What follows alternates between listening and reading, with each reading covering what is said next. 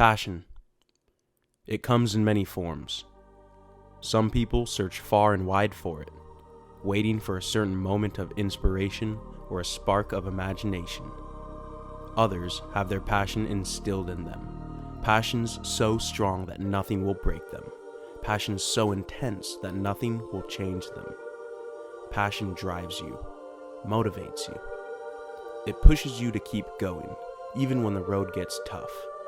Passion is a part of who you are. So, what's your passion?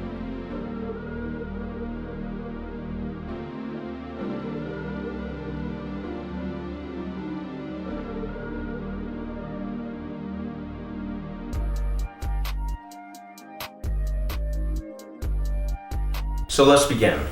Where did your Hoopollogy journey begin? Wow.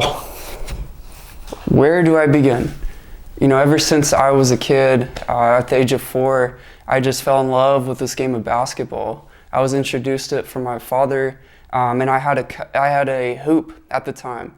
And when I first shot the ball into the kids' hoop, it was incredible.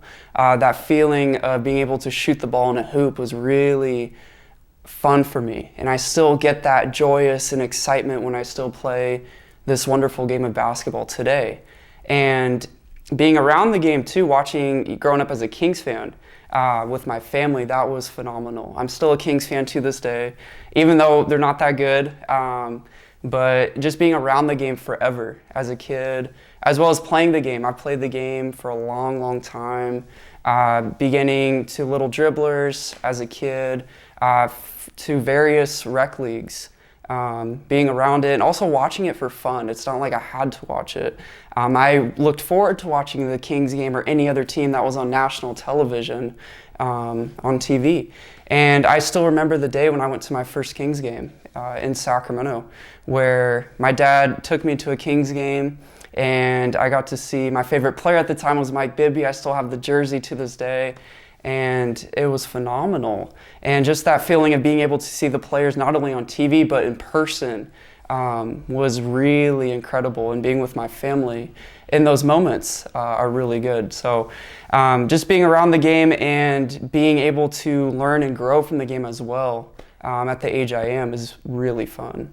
So you would say at a pivotal age, just very early, you found that sort of passion for the game of basketball in general, and then that would kind of spark, your interest, right? Absolutely, and that spark has never left my body, I think, which is really cool. It's interesting because there's times where I'll take a break from basketball, but it only lasts maybe like 3 days, and then I come back to it and I still have that excitement, that passion, so it's never left my body, which is really cool. Awesome. And then I think I want to go into how did you, start becoming a skills trainer, and what did that process look like? That's a great question. I had an opportunity to become a head coach when I was a sophomore in high school. I was able to coach my younger brother, his middle school team, and we had a family friend that was like, hey, there's a head coach position opening at the middle school. Are you interested? And I said, absolutely, yes. I remember doing it and I was like, oh my gosh, I'm a head coach. I don't know what this is going to look like. But being able to teach the game that I love, sharing my passion to middle schoolers at the time was really cool to see. And I think the players at the time could see that love and passion that I was bringing to every practice and game. I had the opportunity to coach. I think we coached like 7 games. We weren't that good, but the players enjoyed it because I was ensuring into them the basics of basketball. Learning how to dribble with your right hand with your eyes up. Learning to dribble with your left hand with your eyes up at the hoop. Being able to shoot the ball with the correct form. Being able to do a basic bounce pass as well as a chest pass. Very basic things, but also ensuring that the players have fun. Regardless if we won every game, regardless if we lost every game, the main objective for me was, are the players having fun? So I was a head coach for 2 years, and then I was an assistant coach my last year, so when I was a senior in high school. And just from there, that love, I was like, I really enjoy this, but I didn't know where to continue with this after I was coaching. But I was still playing all the time. And what was cool too with that, during practices when I'd coach, I would even play pickup with the players, and they really enjoyed that because I was like, I really want to play too. So great experience. And yeah, and that was one of the biggest stepping stones to where I'm at today. Gotcha. So then moving from high school, into that next level, what did that look like in terms of, okay, I'm fresh out of high school, I kind of have this sort of dream of being a skills trainer. Now what? That was mainly just hooping with friends and my brothers. Didn't have any intentions of coaching at the time or training. It was more of I just want to get better for me. And then going into my university, they had intramural basketball leagues, and I was like, okay, this is a great showcase to present my skills. This is a great way to still play basketball and also being around players that are competitive and still have the game of basketball. They're still really good at it. So that is really cool. And it got me better too, and realizing that these are some good players I'm around, regardless on my team, just playing against them. It was a great experience. I did that for about 3 years up until the pandemic. Gotcha. And so then going into the pandemic, what did your sort of basketball journey start to look like, and kind of how did that change some things, or maybe did something stay the same? So I've been blessed to have a basketball hoop in our backyard. So that never changed. If I wasn't able to go to a gym, I still had the luxury of having a basketball court on the side of my house. I was still playing constantly during the pandemic. And I still, at the time, I wasn't thinking about the training, being a skills trainer at the time, but I still had the motivation to still become good. I was like, okay, this is my opportunity to become even better than before. That was my advantage, I thought of at the time. So just being consistent with it, probably 5 days a week during the pandemic. I was still hooping, still working out consistently. But yeah, that's what I was staying dedicated to. Awesome. So then just being, dedicated to the game of basketball itself and just bettering yourself, how did that then form into, becoming a skills trainer, or even just the idea of becoming a skills trainer? So the idea of becoming a skills trainer, I had a trainer growing up when I was training for my high school team at the time, and I learned a lot from him. I learned how to change my shot, learned how to be uncomfortable in situations where I'm guarding players that are much bigger than me, and the workouts were tough, very tough. However, all of the techniques and skill sets that I've learned from my coach, I just trusted it. I was like, you know what, I actually do know a lot, and not doubting myself in that. I just didn't know where to begin as a skills trainer. And everything I applied also with that as being a head coach in a middle school team. So it was more of, where do I begin and how do I start with this? That was kind of the nervous factor for me, because I have everything, I just don't know where to apply it and get my name out there. Gotcha. And so then what was one of the, I guess, driving forces in sort of pushing you to put yourself out there? My younger brother. He really pushed me into going into this, and it was a matter of, hey, let's do this, let's not wait. Which is great, because a lot of people around my age are like, would rather wait. And now I'm like, no, let's start this. Let's see what's going to happen. You have nothing to lose. Right. Absolutely have nothing to lose. And one of those platforms of getting established as a skills trainer was the use of TikTok. Oh, okay. Let's talk about the use of TikTok a little bit. In general, just like when did you start, and then what has your content sort of looked like? I started March of 2021. So the beginning of this year.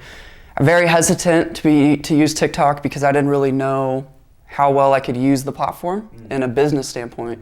But when we used it, I just started off with something basic, how to dribble with your eyes looking at the hoop rather than looking down. I started also just dribbling with your right hand and shooting a layup on the same hand. Really basic content for viewers. And we did 2 to 3 videos a day for about a good month. And I noticed that I was getting some good viewers within that. Awesome. Viewers of all ages, actually from people from around the whole world, which I thought, oh, this is pretty cool. That right there was kind of the light I was seeing at, oh, maybe I can do something with this. Gotcha. Just being consistent, as well as never giving up on my craft. Awesome. So it says here, you maybe had a comment from an NBA G Leaguer. Can you talk about that a little bit? Yes, and I remember the video too. I was at a park, local park from our house, and it was one of my good friends and I. My friend played college ball, and I filmed some content of teaching my friend how to I think it was like a dribble combo with a layup. Okay. And I noticed the comment, it was like the flame emoji. And I was like, oh, this is cool. And I look and I said, the guy was verified. And I look, he was on the Oklahoma City Thunder Blue team, which is the NBA G League squad. Awesome. Yeah. Awesome. So you mentioned your social medias with the TikTok. Do you have any other platforms that you're putting out content on? Yes. So with Hoopollogy, besides TikTok, we even created an Instagram page as well as a YouTube channel. With Instagram, they have a cool feature with the Reels where you can make little quick videos. That's been really helpful for businesses.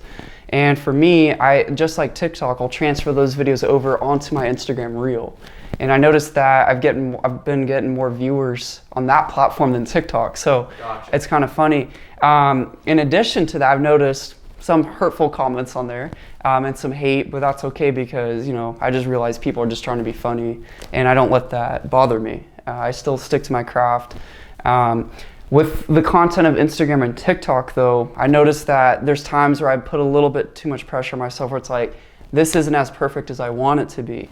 It can be a little bit quicker, it can be a little bit more crisp, but also giving myself grace in that I'm still beginning. Mm-hmm. So, but those platforms have been really good and I've been able to connect also with other platformers, just looking at content from other trainers and seeing their teaching and coaching methods through their lens. That's been really helpful. Awesome.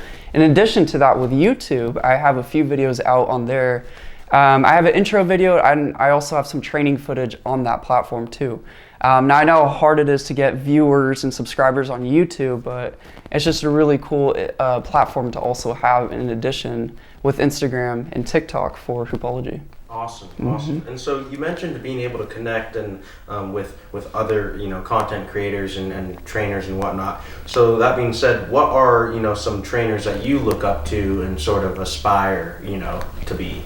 Besides my old trainer I had growing up in high school, I look at the NBA guys. I look at Drew Hanlen's a great one. Alex Bazell's another great trainer, as well as Phil Handy. Phil Handy is the current Los Angeles Lakers assistant coach. And what's really cool, it's really cool to pinpoint certain things that all three of these trainers focus on. So a lot of them will focus more on like footwork, a lot of them will focus more on using cones in their drills, a lot of them will focus on more of just shooting. What's really cool is that they keep it really basic though. Because a lot of times I've noticed with trainers, they kind of do too much. And it's like, okay, are you going to apply this in a game setting or use this just for the cameras and the clout? So that's really interesting. But these trainers that I follow and look up to, they're very precise. They're very clear on what it is that the client needs help. They don't do it for, I think you should do this. It's more of, no, this is what the client needs, whatever NBA player that they're training, that can help elevate their game and grow from there. Awesome, Yeah. Awesome. And so then what makes Hoopollogy different, from other basketball, trainers or basketball training businesses? I think what makes Hoopollogy different is the first thing, it's not just me. I also have other people involved with this and I'm always willing to learn.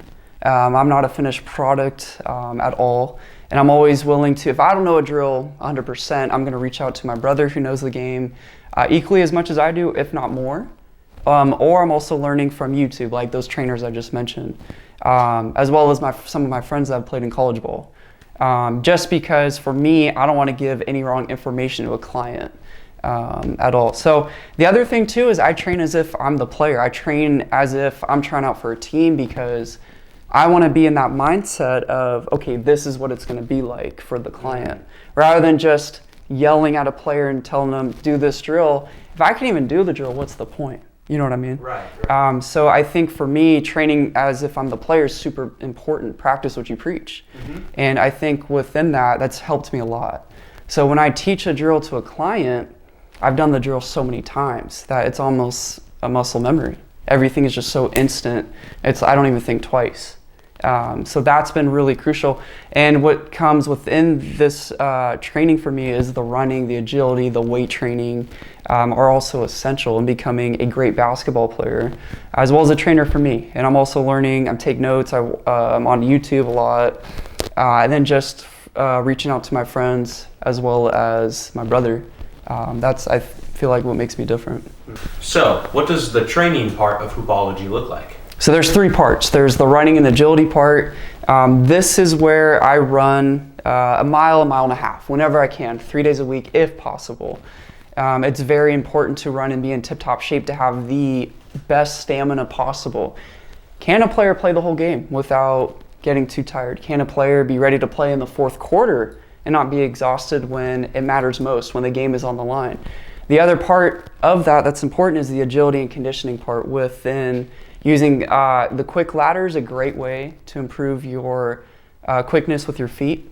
In a game that will be very beneficial with dribbling the ball and your feet are quick enough to get by a defender, that's going to be beneficial as well. In addition to that, with using a resistance band and putting that around your legs and doing defensive slides in the sand, that is really hard to do. But it's also very beneficial because it's going to improve your defense. So all of that I just mentioned, I actually do that. I train like that too because it's important for me as a basketball skills trainer to implement that to clients and realize how important it is for them to apply that in their game. Take it too hard. Scratched $1 million off my checklist 3 years ago. At 2 zeros to the 1, I'm in a different mode. This my life, do what I want, I be with different. You know the pick and roll, I picked her up and sent her home. I got rich out strong, we get them in and get them gone. You know Trappy just got out, ain't have to put them on. We the ones who got the numbers to put the city on. I'm from the trenches, be talked on the net, but really be there for attention. They be talking like they really rich, but really be begging me under my pictures. I give her 40, 50,000 cash to start up a business. I spend that at the dentist. I'd rather fucking pay up a rent for a year just to get out of her feelings. I'm in the Lambo, trick on my hood. The second part of that training that's important is the weight training. I'm not talking about going and benching 405 or squatting 5 plates, right? I'm talking about being consistent with weight training that's going to apply in the basketball court. So what I like to implement is a lot of jumping exercises, jumping with dumbbells. You're holding with dumbbells on the side. RDLs are a great one too. Lunges, anything of that nature that's going to help with basketball is super important too. And I know how hard it is to do weight training and be consistent with that. But it's going to make a difference on the basketball court as well because you're preventing so many injuries. And that's why it's important to have a running program as well as a strength training program implemented as a basketball player. The hurt doesn't show, but the pain still grows. Some stranger to you and me. Oh, sauce it down, sauce it out. Do too much, do too much. Ain't enough, ain't enough. Baby. Cushion knee on my shoes, they cost a band. I probably won't wear again. Lil Milton just came on the news. I'm thinking, damn, he back in trouble again. Spin me a meal cause I can, I know who I am. And I give thanks to the man. Tiger just jumped out of can, that's my little man. Right back in action again, that young nigga shit, we still on it. My dog going through it, I feel for him. She told me she love me, I feel for it. Got real niggas sitting in jail for it. Got a pack, I'ma put it in the mail for it. On the hunt for the money, I smell for it. When big dog on this tongue for it. That little boy shit, I ain't going for it. Get money every day, I wake up. Don't ask me to hit me, little shawty break up. Them M's coming in, let them stack up. Don't ride my way, dog, back up. I ain't never had shit, I gotta act up. Don't come too close, my dogs won't buck. I don't need no help, I don't ask for much. If I ever go broke, we match.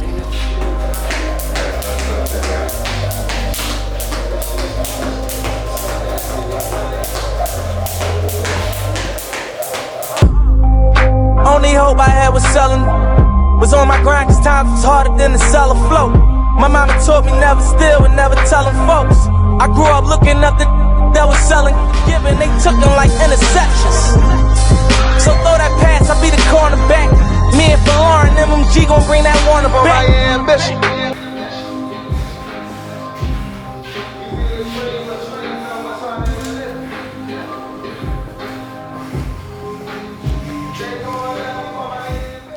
Now the third one is anything that has to do with the game of basketball. So as a skills trainer, I apply many drills to clients, all drills that I've done in the past many times.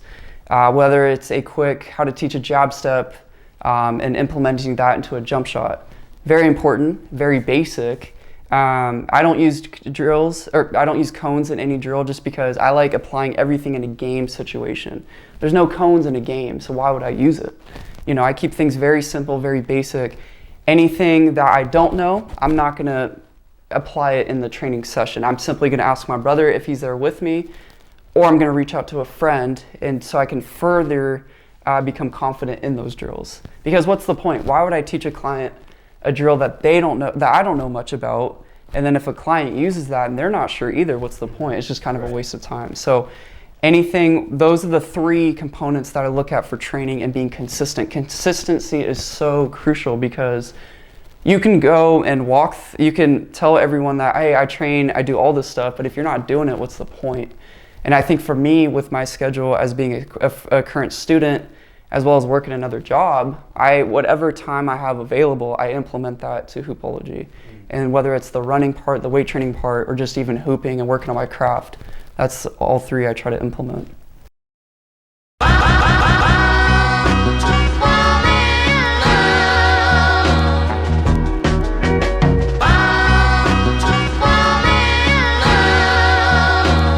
Honey. It may not mean nothing to y'all, but understand nothing was done for me. So I don't plan on stopping at all. I want this forever mine, ever mine, ever mine. I'm shutting down in the mall and telling that girl she the one for me, and I ain't even planning to call. I want this forever mine, ever mine, ever mine. West is in the building, ain't no question who about to kill him. I used to have hood dreams, big fame, big change. I stuck my dick inside his life until that came and went hard, all fall like the ball teams, just so I could make it rain all spring. Y'all seen my story, my glory. I had raped the game young, you could call it statutory. When a nigga blow up, they gon' build statues for me. Old money, Benjamin Button, what nothing. Super bad chicks giving me McLovin'. You would think I ran the world like Michelle's husband. You would think these niggas know me when they really doesn't. Like they was down with the old me. No, you f***ing wasn't. You such a f***ing loser. You ain't even go to class, Bueller. So tell us, when did you have your first client in terms of training someone? Before Hoopollogy, I trained a friend for a little bit during the pandemic at a park.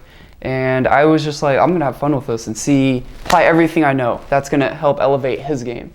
And it was a lot of fun. The sessions went by so quick just because of how much fun I was having within it. But officially, it was in June at my local gym. And I already had business cards for Hoopollogy, so I would just go and hand them out. And I had a few clients reach out to me through email saying, hey, I'm interested in being trained. What works for you? So we arranged that. And I was training a high school player that was going to be a senior on the team. And then I was just training some players that were interested. They weren't trying out for the team, but they were trying out for like local rec leagues. So it was a lot of fun. I did it from up until June to about end of July. And then from there, it's just been a little bit hard to have clients just because I've been busy with my current schedule in academics and work. But I don't let that discourage me. I realize, look, I'm still a beginning trainer. And just having that motivation and determination to realize that I know I'm going to get more clients. So I just have to be patient. Right on. And so then, what should people expect for the future of Hoopollogy? I think people should expect a trainer that's willing to work, willing to improve in their craft every day, and not give up when things look challenging or difficult. And I think with that there's going to be good things that come with that. If I just stay dedicated and stay determined that through my work, good things will come in my direction, and not expecting. I think that's the other thing I like too, is I don't expect a lot within this business. And I think with that too, just keeping a positive mindset. will also help in addition to that. So staying humble. Staying humble, yes. Right on. Yeah. So where do you see yourself in 5 years? I honestly see myself training clients through high school as well as the college level. Whether it's community college, Division I, Division II, does not matter. And even I see myself a little bit in the professional aspect also. May not be the NBA, could be overseas, could be the G League, anything of that nature. That's how confident I feel with my training. And I even see myself training all ages. Doesn't matter where, if they've never played the game, if they've played the game their whole lives, it doesn't matter. And then what sort of scale do you have on that too, in terms of number of clients and kind of what days, or like how many days a week do you think you would be working on this? What is that going to look like? I honestly see myself having at least 20 clients, and if I can do it for at least 3 days a week, I'd be happy with that. Awesome. So I'll finish off with one last question, and that is, what messages do you have for any aspiring basketball skills trainers? I think for anyone that wants to be a skills trainer, anyone that has a passion of helping others like myself, stick to that. And if you think you can go and make a difference in a basketball player's life by help elevating anyone's game, go with it, you know? There's a lot of endless opportunities that we all have. We just don't know how to take advantage of that. And for me, that's always been passionate about basketball and helping others. Combined with that, I found the excitement of, I can become a basketball skills trainer. And just another message too with that is just trusting your gut, trusting what you know, sticking to that, always be willing to learn, and never be hesitant to reach for help. I think that's the big takeaway also for me. With having a strong mindset, with being able to say, I can do anything in this world that I set my mind to, opportunities are endless with that. That comes with that too. Never be afraid of chasing your dreams, and always never let that passion burn off. All right, that concludes this interview. Thank you very much for your time. Thank you for having me.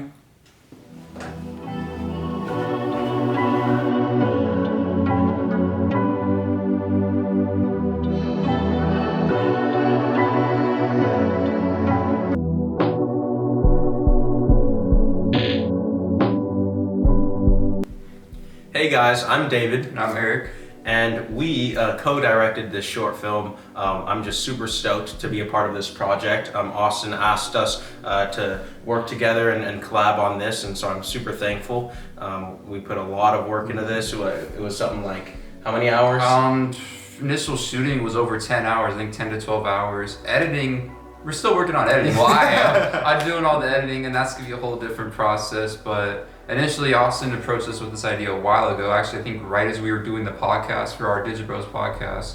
And from there, we just kind of started planning out more and more as the weeks went on. And as we were shooting content individually, we'd all have like group conversations as to what we wanted.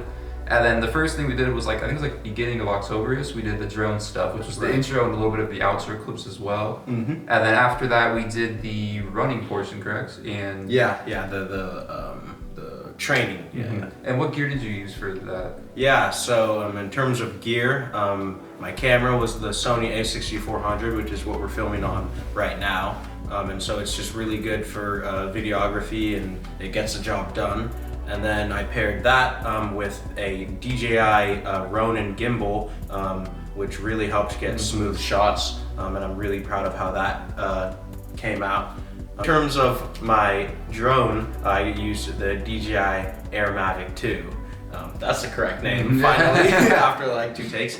Anyways, and then what kind of gear did you use? So I was using my Sony a7 II with a Sigma 85mm lens and then a 35mm lens. I mainly shot behind the scenes stuff just because David's camera shoots 4K quality for video, and you have the gimbal and the drone. So basically you shot mainly all the video. I shot more behind the scenes stuff. I did have a few shots that were with mine, and also with the interview with my cameras at a different angle as well. So you did more of like this video shooting, but I'm doing more of like the behind the scenes and editing portion. Yeah, I think that's pretty much it. Thanks for tuning in. Yes, Shout out to Austin for coming up with this whole idea. We hope you enjoyed it. Yes.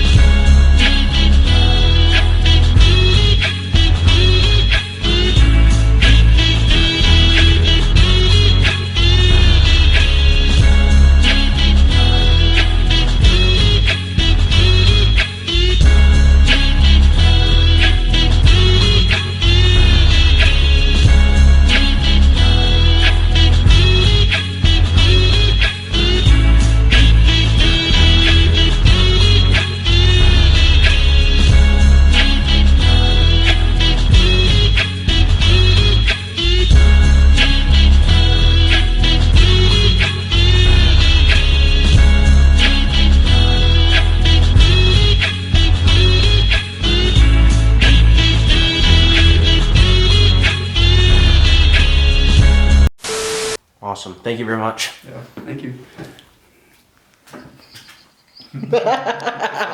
Or anything.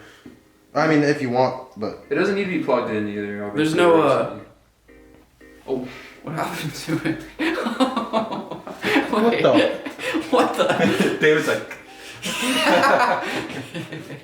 Very much. All right, thank you very much. oh, My goodness. Keep it rolling. Keep it rolling. I was composed, bruh. I was. Wait, what do I say though? Just say Keep it thank you. natural. Yeah, just say. Don't be like, think of what to say. yeah, just let it flow. Just be like, thank you. Yeah, I remember you. Good God. Oh my goodness, bro. Bro. He's got the giggles. He's so quirky. Oh my god. We can't take him anywhere, bro. David needs to be a comedian. This good? Yep. And action. Alright, so I guess I'll finish off with one last question, and that is, what message do you have for any aspiring... Bro, come on, man. What's funny? Yeah. This dude can't keep a straight face to save his life. Bro, like literally he laughs at nothing. Oh my gosh. We get the blame. Hey, but it's a good blooper though. Stop. Take four. Yeah, bro. Oh my. Takes on this, man. Is that it? Yeah, thank you. Awesome, of course. That didn't feel Redo bad. that, Didn't feel redo bad that. at all. Is that it? Thank you for having me. So awkward. Because no, you're going. Oh, that's wrong. Oh I my. can't do that. No, that's what I'm saying. We don't even need the mic. We don't. No. We don't even need the mic. You Like, can just walk off. Even Yeah, if yeah. you did the mic, you have to just drop it. Like, I you was can't gonna you say. hold it all the way down. He's like. Reel it in. All right. Yeah. No mic. And then so when I say all right.